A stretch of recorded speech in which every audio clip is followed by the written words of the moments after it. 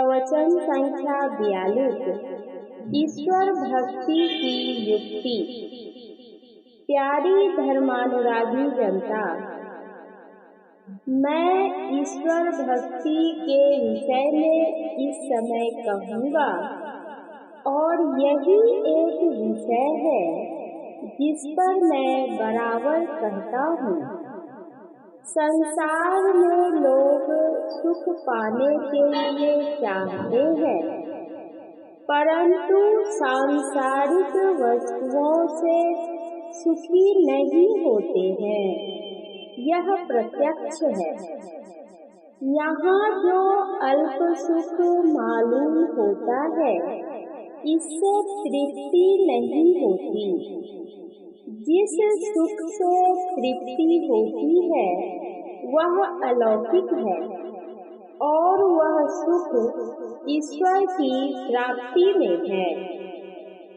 सद्ग्रंथों से ऐसा ही विदित होता है। ईश्वर की भक्ति से सब दुखों का अंत हो जाता है, और किसी दूसरे उपाय से उसका अंत नहीं हो सकता है। राकापति सोरस उगहि, तारागण समुदाय, सकल गिरिन्ह दबलाय, बिनु रवि राति न जाय। सियावर रामचंद्र सतगुरु शरणम। ऐसे ही बिनु हरि भजन खगेसा, मिटहि न जीवन के कलेसा। अर्थात पूर्णिमा के 16 चंद्रमा अथवा 16 कलाओं से युक्त चंद्रमा उगे, तारे गणों के सब झुंड भी उगे, सब पर्वतों में आग लगा दी जाए, परंतु बिना सूर्य के रात नहीं जाती। हे गरुड़ जी, इसी प्रकार बिना हरि भजन किए जीवों का क्लेश नहीं मिटता। ईश्वर भक्ति करने के लिए ईश्वर स्वरूप का ज्ञान होना चाहिए। स्वरूप निर्णय हुए बिना उसकी भक्ति कैसे की जाए, विदित नहीं हो सकती है। ईश्वर के लिए कोई उसे साकार कहते हैं, कोई निराकार कहते हैं, और कोई कहते हैं साकार निराकार दोनों हैं। सर्वव्यापी होने के कारण सब रूपों में वे रहते हैं, इसलिए वे सर्वरूपी हैं। अतएव रूप सहित साकार है। कोई रूप स्थूल साधारण दृष्टि से, और कोई रूप सूक्ष्म दिव्य दृष्टि से दर्शित है, किंतु रूप और रूप में बसने वाले में भेद है, जैसे क्षेत्र और क्षेत्रज्ञ में भेद है। क्षेत्र रूप इंद्रिय गोचर होने के कारण लोग पहचानते हैं, किंतु क्षेत्रज्ञ इंद्रिय गोचर नहीं हो रहने के कारण लोग नहीं पहचानते हैं। ईश्वर स्वरूप निर्णय के लिए संतों की वाणियाँ हैं।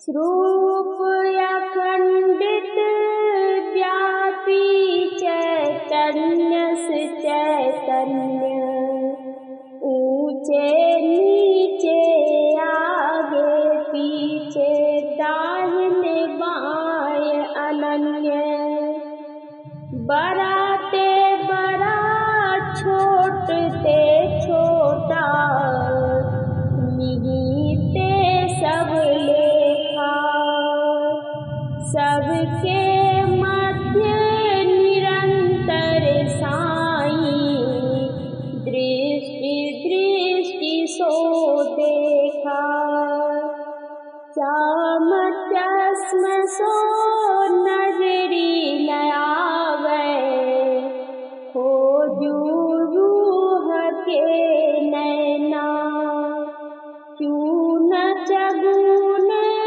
वजूद न मानू, तै सुभा नमूना एना, जैसे एना सब दर्शावे, जो कुछ वेश बनावे,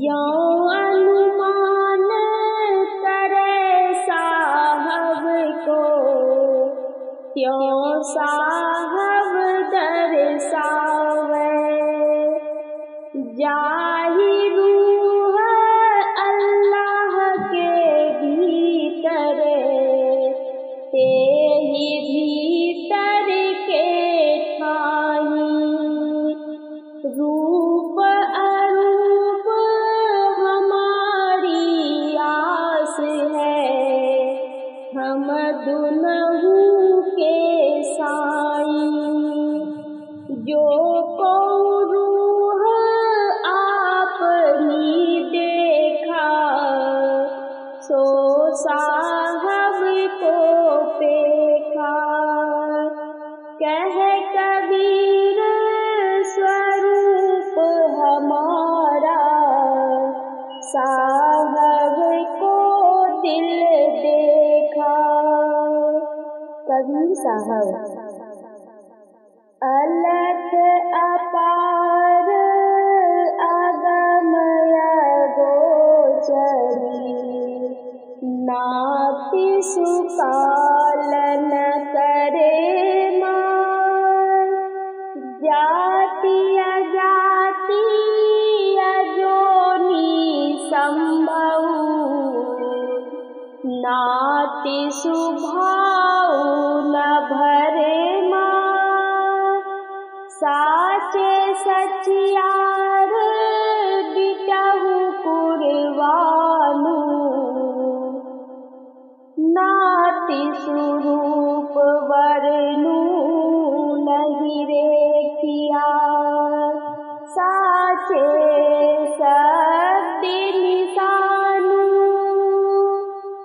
नाति सुमात पिता सुत बंधप, नाति सुकामन नारी, अकुल निरंजन अपर परम परु, सगली ज्योति तुम्हारी, घट घट अंतरी ब्रह्म लुकाइया, घटी घटी ज्योति सवाई, बजर कपाट मुक्ते गुरुमति, निर्भय तारी लाई,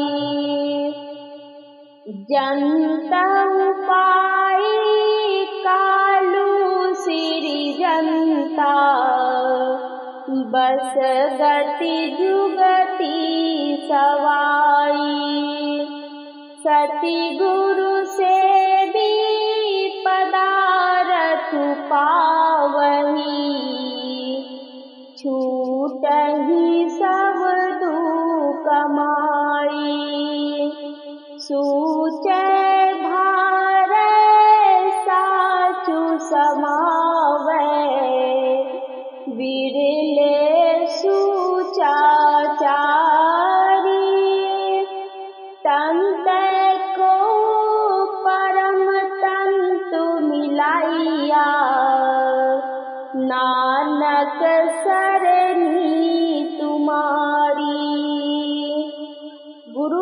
साहब।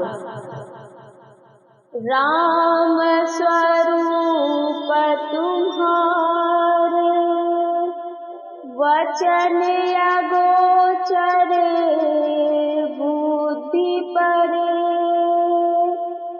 अविगत अकथ अपार, नेति नेति नित निगम कह। व्यापक व्याप्य अखंड अनंता, अखिल अमोघ शक्ति भगवंता, अगुण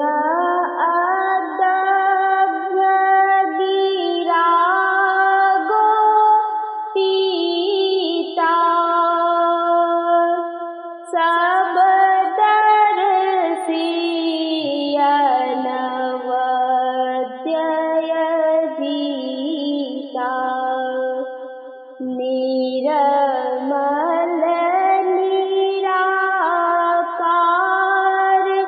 निर्मोह,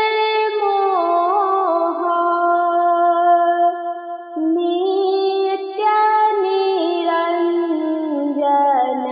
सुख संदोह,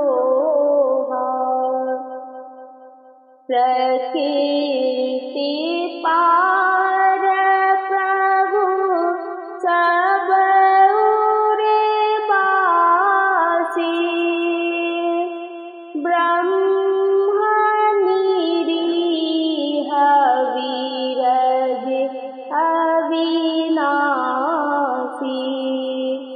अगुण अखंड अलख अज जोई, भगत प्रेम बस सगुण सोई, भगत हेतु भगवान प्रभु,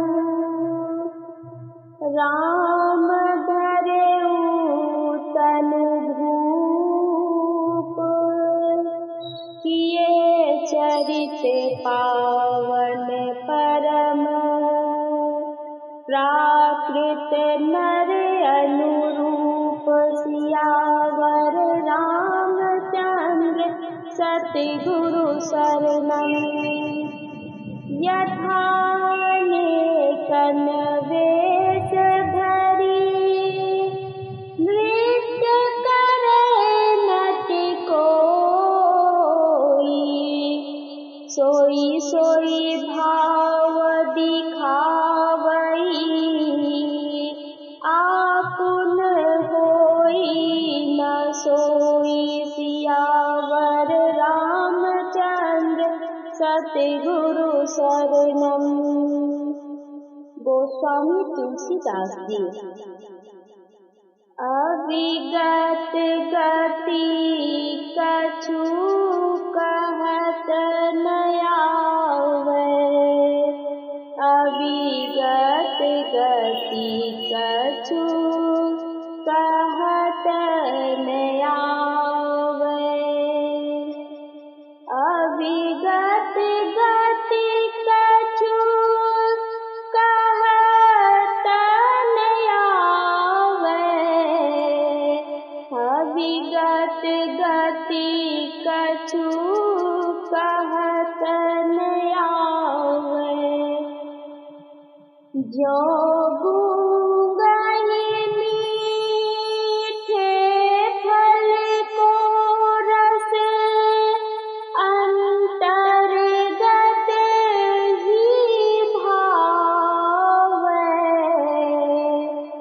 जो गूंगन मीठे फल को रस, अंतर्गत ही भावे,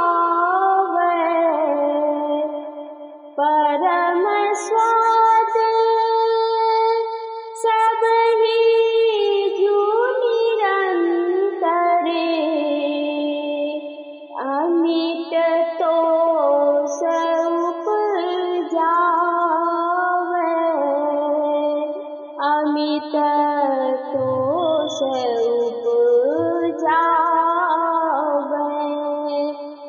परम स्वाद सबहि जुंतरे, अमित तोष उपजावे, अमित तोष उपजावे।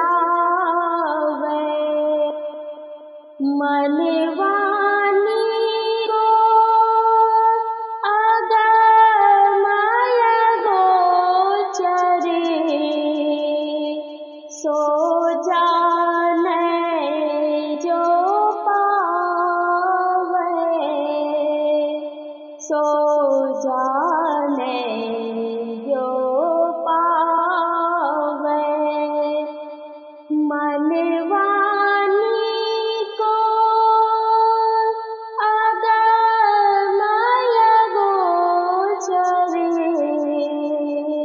सो जाने जो पावे, सो जाने जो पावे।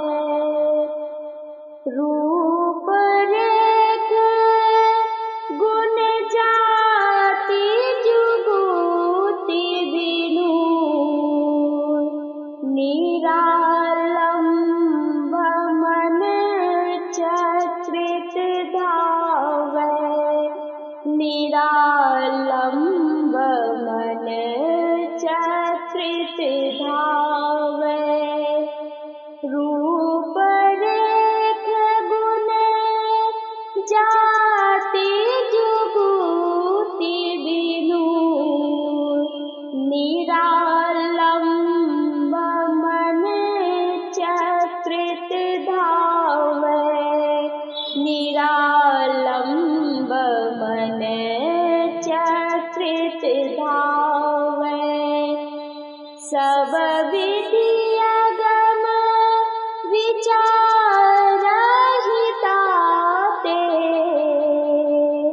सुर सगुण लीला पद गावे, सुर सगुण लीला पद गावे।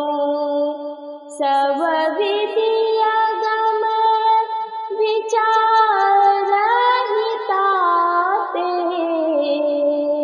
सुर सगुण लीला पद गावे, सुर सगुण लीला पद गावे। संत सूरदास जी मुक्तकोपनिषद में श्री राम जी का अपने स्वरूप के विषय में श्री हनुमान जी से ऐसा ही कथन है। असब्दम अस्पर्शम अरूपम अव्ययम तथा अरसं नित्यम अगन्धवच्च यत् अनाम गोत्रम मम रूपमीदृशम् भजस्व नित्यम पवनात्मजातिहन्। जो संत वाणी से मिलता है, जिसकी सीमा नहीं है, ऐसा एक तत्व अवश्य है, ऐसा बुद्धि को जचता है। सबको शांत शांत कहने से प्रश्न होगा कि सब शांतों के पार में क्या है। सारे शांतों के पार में अनंत कहे बिना प्रश्न हल नहीं होता।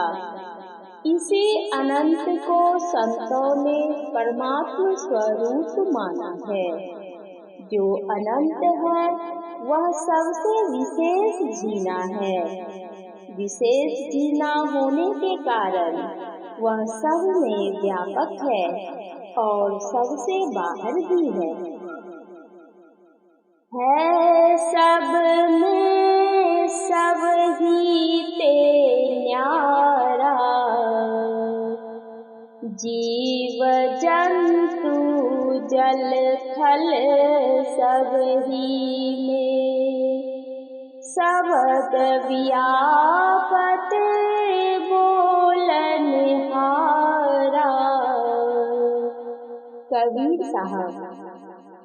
इंद्रिय गोचर रूप को आँख से देख सकते हैं, इसलिए ठाकुरवाड़ी में चित्र रखते हैं, दर्शन करते हैं।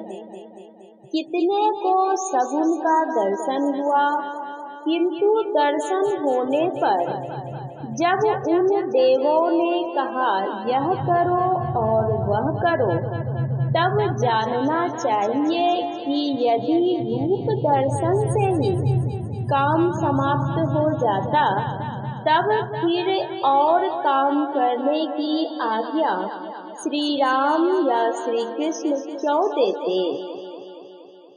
श्री कृष्ण ने अर्जुन को दिव्य दृष्टि दी, जिससे अर्जुन ने उनके दिव्य रूप का दर्शन किया। इंद्रियों से दर्शन होने योग्य रूप से दिव्य दर्शन श्रेष्ठ है, किंतु इससे भी परे और कोई स्वरूप है जिसे दिव्य दृष्टि से भी नहीं देख सकेंगे, आत्म दृष्टि से देख सकेंगे। जागृत की दृष्टि, स्वप्न की दृष्टि, मानस दृष्टि और दिव्य दृष्टि के बाद पांचवी दृष्टि वह है जहाँ स्थूल सूक्ष्म कारण महाकारण कोई जड़ शरीर नहीं रहता। अर्जुन को दिव्य दृष्टि मिलने पर भी वह देह के साथ था, मामूली दृष्टि नहीं रही, दिव्य दृष्टि हुई। भगवान के तेज के कारण से अर्जुन को भय हो रहा था। भगवान की कृपा से वह उस दर्शन को कर पाता था। सीता जी की खोज में श्री राम लक्ष्मण दोनों भाई जाते हैं। अगस्त मुनि के आश्रम में आते हैं। मुनि जी ने श्री राम से कहा, शिव जी की उपासना करो, पाशुपत अस्त्र मिलेगा, तब रावण मारा जाएगा। श्री राम ने तप किया, शिव जी के विराट रूप का दर्शन हुआ। लक्ष्मण बेहोश हो गए और श्री राम खेलने के बल बैठ गए। यह आपस की लीला उन लोगों ने की थी। अर्जुन श्री कृष्ण के विराट रूप का दर्शन करता है और विनती भी करता है, जो अवयव युक्त पदार्थ है उसको देखता है। अनेक रूप होकर व्यापक होना पूर्ण सर्वव्यापकता नहीं है। अनेक में एक दो की गिनती तब होगी जब उनके बीच में कुछ अवकाश हो। ऐसी अवस्था में बीच के अवकाश में वह व्यापक नहीं होता है, किंतु जो एक ही तत्व अत्यंत सघनता से ऐसा फैला हो कि एक दो की गिनती नहीं हो सकती, उसे दिव्य दृष्टि से भी नहीं देख सकते। चेतन आत्मा ही उसका दर्शन कर सकती है।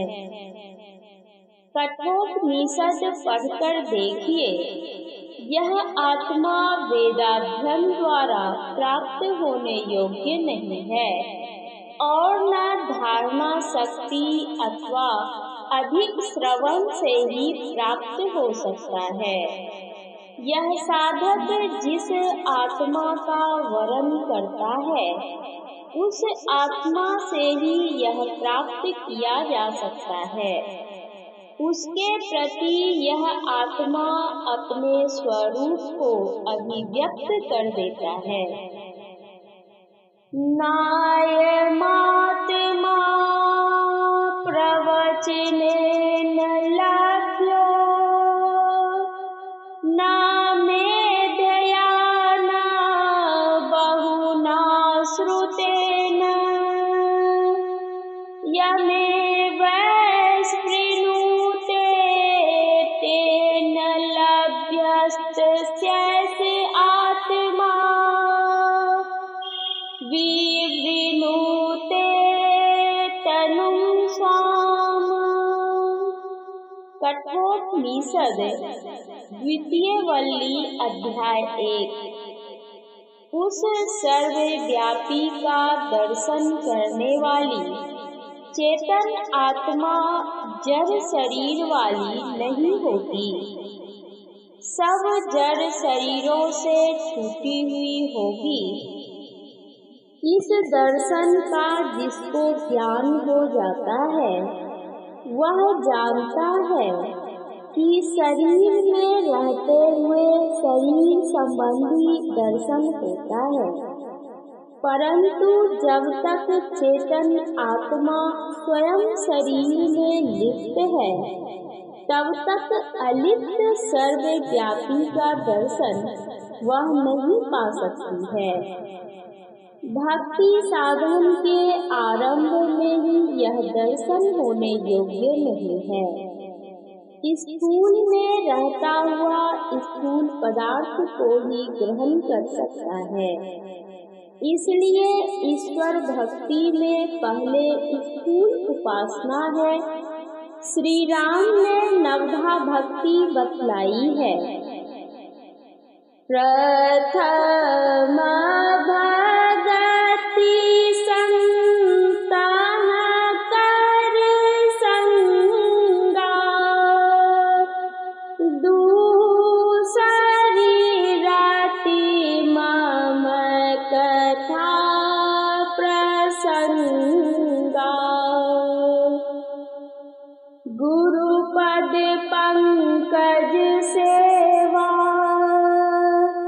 तीसरी भगति अमान, चौथी भगति मम गुण गण, करई कपट तजि गान। सियावर रामचंद्र सतगुरु शरणम।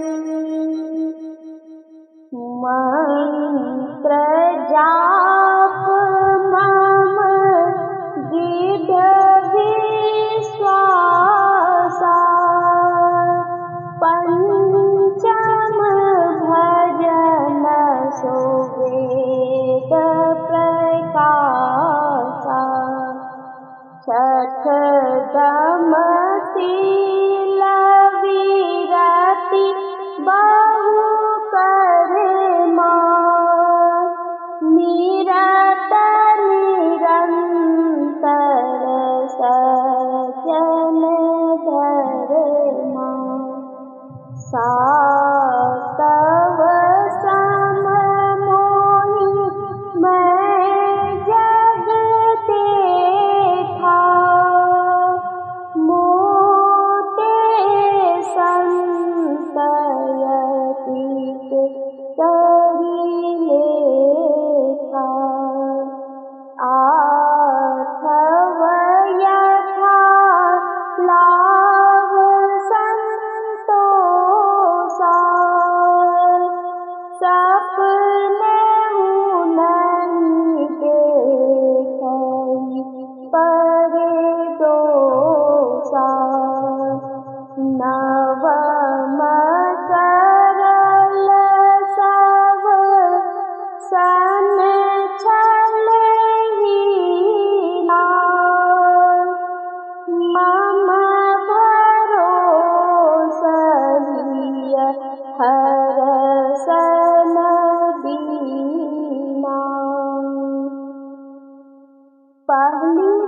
पांचवी भक्ति तक स्थूल भक्ति है।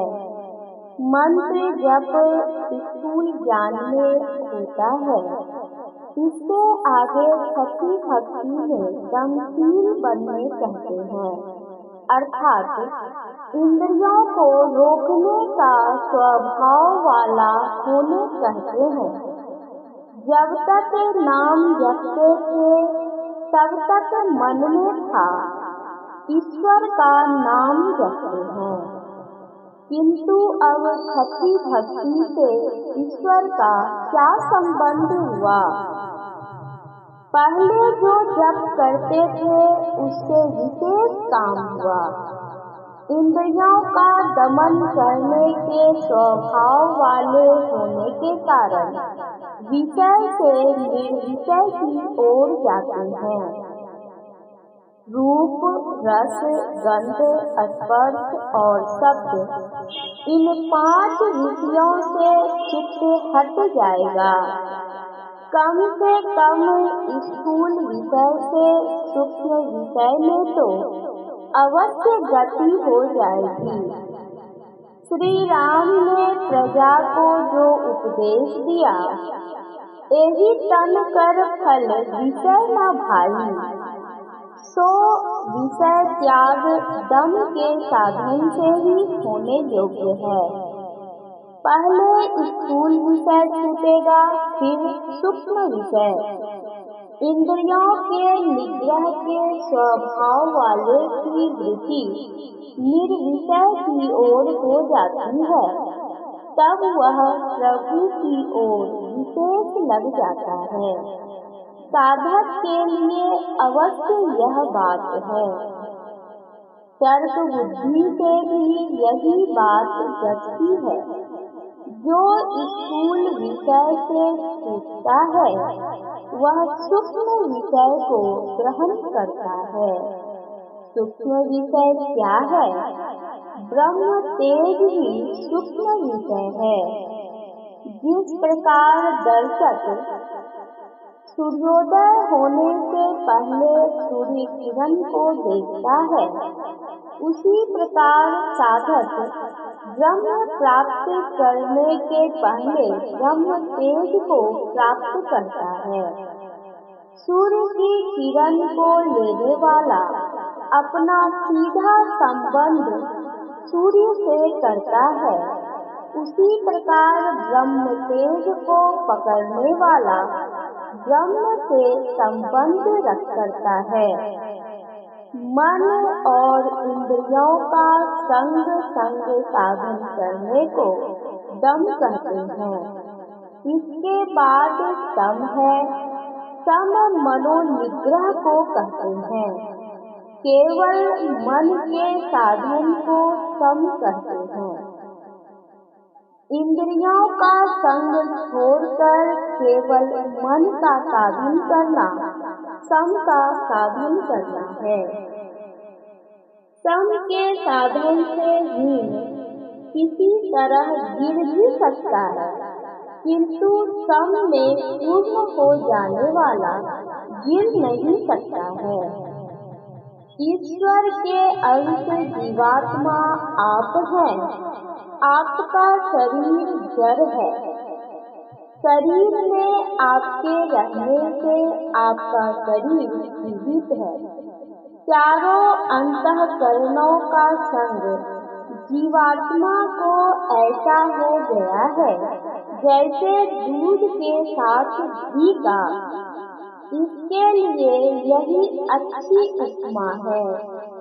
जब तक मन चेतन संग संग है, तब तक जहाँ मन है वहाँ चेतन है। आप अपनी देह में भिन्न भिन्न अवस्थाओं में भिन्न भिन्न स्थानों में रहते हैं। जगने की हालत से स्वप्न में और स्वप्न से गहरी नींद में जाते हैं। इन तीनों अवस्थाओं में 3 स्थानों में रहते हैं। मन का केंद्र जगने के समय नेत्र में है। प्रश्न होगा बाएं या दाएं में? तो कहेंगे बाएं दाएं में उसकी धारें हैं, किंतु केंद्र तीसरी आंख शिव नेत्र में है। उससे नीचे उतरकर कंठ में जाते हैं। यह 16 स्वरों का स्थान है, इसलिए स्वप्न में बोलते भी हैं। इसका चित्र बनाने वाले 16 दलों का कमल बनाकर प्रत्येक दल में एक एक स्वर लिख देते हैं। योगी लोग इसको सोरस दल कमल कहते हैं। उससे नीचे उतरने पर हृदय में चले जाते हैं। यहाँ रहने पर श्वास की क्रिया होती है। यह 12 व्यंजनों का स्थान है, इसलिए इसको 12 दल कमल कहते हैं। बिना स्वर के व्यंजन बोल नहीं सकते, इसलिए यहाँ उच्चारण ज्ञान जाता रहता है। फिर हृदय से ऊपर कंठ में और कंठ से ऊपर आँख में आकर चढ़ते हैं। स्थान के बदलने से अवस्था भेद होता है। इन 3 अवस्थाओं में रहने से स्थूल विषयों से नहीं छूट सकते। श्रवण मनन जागृत में होते रहते हैं। इन 3 अवस्थाओं से ऊपर उठने पर इंद्रियों का निग्रह होगा और साधक दमशील होगा। यह भजन विशेष भजन होगा। गोस्वामी तुलसीदास जी ने कहा है, 3 अवस्था तजहु भजहु भगवंत, मन क्रम वचन अगोचर, व्यापक व्याप्यनंत। विनय पत्रिका। पहले ब्रह्म का दर्शन नहीं होता, पहले ब्रह्म तेज का दर्शन होता है। जैसे सूर्य दर्शन होने के पहले सूर्य के तेज का दर्शन होता है। इंद्रिय निग्रह को ईश्वर से क्या संबंध है, इस पर कहा, पहले अंधकार में रहकर जप आदि स्थूल भजन किया जाता है। अंधकार से पार होकर प्रकाश में आकर अर्थात सूर्य अवस्था में रहकर पराभक्ति का दिव्य व सूक्ष्म भेद वाला भजन किया जाता है। यह श्रेष्ठ भजन है। इसके आगे सम का साधन आता है। सम का साधन वहाँ होता है जहाँ इंद्रियों के संग से मन छूट जाता है और बाहर देखने सुनने के सब यंत्रों से वह अलग हो जाता है। साधक प्रत्यक्ष अनुभूति में रहते हुए कल्पित वस्तुओं से भी ऊपर उठ गया है। दृश्य के ऊपर अदृश्य नाद है, वही नाम है, किंतु यह नाम सगुण नहीं निर्गुण है। जाके लगी अनहद तान हो, निर्वाण निर्गुण नाम की, जिकर करके शिखर हेरे, शिखर निरंकार की। जगजीवन साहब। बंदो राम नाम रघुवर को, हेतु कृषानु भानु हिम कर को, विधि हरि हर मैं वेद प्राण सो,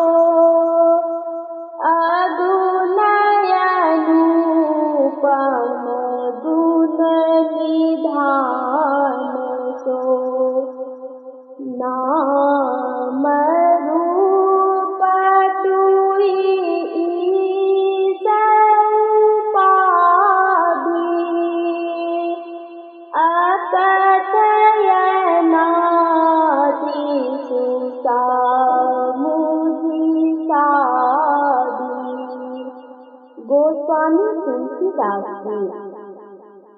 नाद उपासना ही सम का साधन है। नासनं सिद्ध सदृशं न कुम्भक सदृशं बलम् न केचरी समा मुद्रा न नाद सदृशो लयः। शिव संहिता अर्थात न सिद्धासन सम आसन, न कुंभक सम बल, न खेचरी के समान मुद्रा और न नाद के तुल्य लय है। सर्व चिंताम परित्यज्य सावधानेन चेतसा नादेवानुसन्धेयो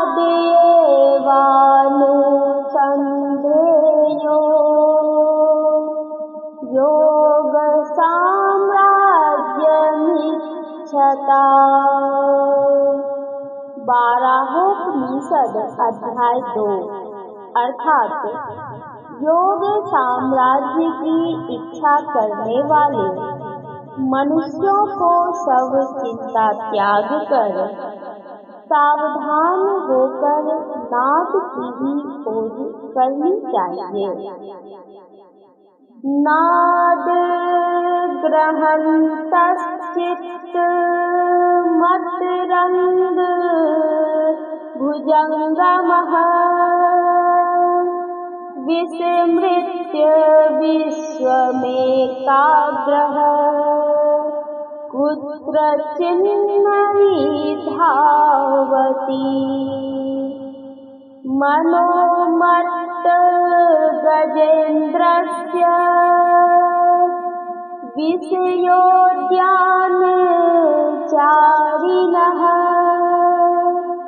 नियामन समर्थो अयम् निनादो निशिताङ्कुशः।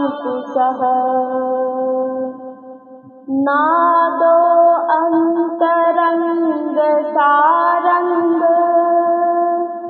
बंधने वागुरायते अंतरंग समुद्रस्य रोधे वेलायते अतीवा।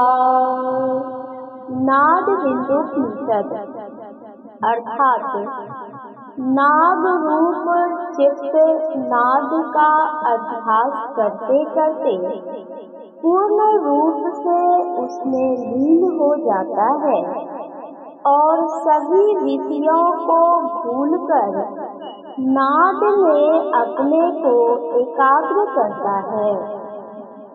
नाद मदांध हाथी रूप चित्त को जो विषयों की आनंद वाटिका में विचरण करता है रोकने के लिए तीव्र अंकुश का काम करता है। मृग रूपी चित्त को बांधने के लिए यह नाद जाल का काम करता है। समुद्र तरंग रूपी चित्त के लिए यह नाद तट का काम करता है। सांप बाहर में टेढ़ा मेढ़ा चलता है किंतु बिल में जाने के समय सीधा हो जाता है। उसी प्रकार यह मन टेढ़ा है, नाद में प्रवेश करने पर सीधा हो जाता है। तात्पर्य यह कि नाद उपासना में सम मनोनिग्रह का साधन पूर्ण होने पर नवधा भक्ति की सातवीं भक्ति पूरी हो जाएगी। इसके पूर्ण होने से परमात्मा राम के स्वरूप की प्राप्ति हो जाएगी।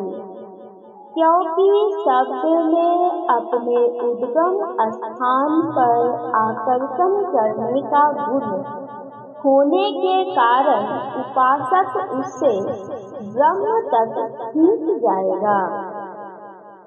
शरीर और इंद्रियों से रहित होकर वह अपने को प्रत्यक्ष परमात्मा की शरण में अर्पित कर देगा। यह बड़ी ऊंची भक्ति है। ऐसी सेवकु सेवा करे, जिसका द्युति तू आगे धरे। गुरु नानक देव जी के इस आदेश का वह ठीक पालन करेगा। यही असली शरणागत होना है, यही आत्मनिवेदन है। किसी के सम्मुख अपने शरीर को गिरा देने से अथवा मन को भी अर्पित कर देने से आत्मनिवेदन नहीं कहा जा सकता है। श्रीमद् भगवद गीता के 18वें अध्याय में भगवान श्री कृष्ण ने अर्जुन से कहा, सब धर्मों को छोड़कर मेरी शरण में आ जा। सर्व धर्मान परित्यज्य मामेकं शरणं व्रज। गीता अध्याय 18 श्लोक 66। भगवान तो अर्जुन के सब प्रकार से अवलंब थे ही, और अर्जुन भी भगवान की शरण में तन मन से थे ही। फिर भगवान ने ऐसा क्यों कहा? केवल मानसिक निवेदन पूर्ण निवेदन नहीं है। मानसिक और बौद्धिक निवेदन तक भी निवेदन का भाव पूर्ण रूपेण परिपुष्ट और दृढ़ नहीं होता है। अतएव ऐसा भक्त नीचे भी गिर सकता है, किंतु जिसने बाह्याभ्यंतर इंद्रियों से ऊपर उठकर कैवल्य दशा को प्राप्त कर आत्मनिवेदन किया है, वह कदापि गिर नहीं सकता है। ऐसा होकर शरण में आना अर्जुन के लिए भगवान का उक्त आदेश जानने में आता है। इस प्रकार भक्ति का साधन करते हुए आप किसी इष्ट को मानिए। राम, कृष्ण, शिव सब एक ही है, क्योंकि पृथक पृथक रूपों में पृथक पृथक आत्मा नहीं, बल्कि एक ही आत्मा है। भक्त उस आत्मा का आत्मनिवेदन करके भक्ति का साधन समाप्त करता है। परम गति को प्राप्त करके सारे क्लेशों से छूट जाता है। भक्ति साधन में तन मन की पवित्रता अत्यंत अपेक्षित है। इस हेतु पंच पापों व्यभिचार, चोरी, नशा, हिंसा और झूठ से बचिए। सदाचार का पालन कीजिए। सदाचार का पालन किए बिना भक्ति पथ पर कोई एक डेग भी नहीं चल सकता है। सदाचार को ध्यान का बल है और ध्यान को सदाचार का बल है। एक के बिना दूसरा नहीं बढ़ सकता। दोनों में बड़ा मेल है। बढ़ते बढ़ते जहाँ तक बढ़ना चाहिए दोनों बढ़ जाते हैं। दोनों का साधन संग संग होता है। पूजा पाठ कीजिए, त्रैकाल संध्या कीजिए। भक्ति का साधन धीरे धीरे बढ़ते बढ़ते बढ़ेगा। इसके लिए घर छोड़ने की जरूरत नहीं। कोई उपासक बनने, सांप्रदायिकता के फेर में नहीं आइए। यह प्रवचन जवाहर टाउन गया में दिनांक 17 जनवरी 1953 ईस्वी को श्री गौरी शंकर एवं श्री लक्ष्मी नारायण डालमिया के द्वारा आयोजित सत्संग में हुआ था। श्री सद्गुरु महाराज की जय।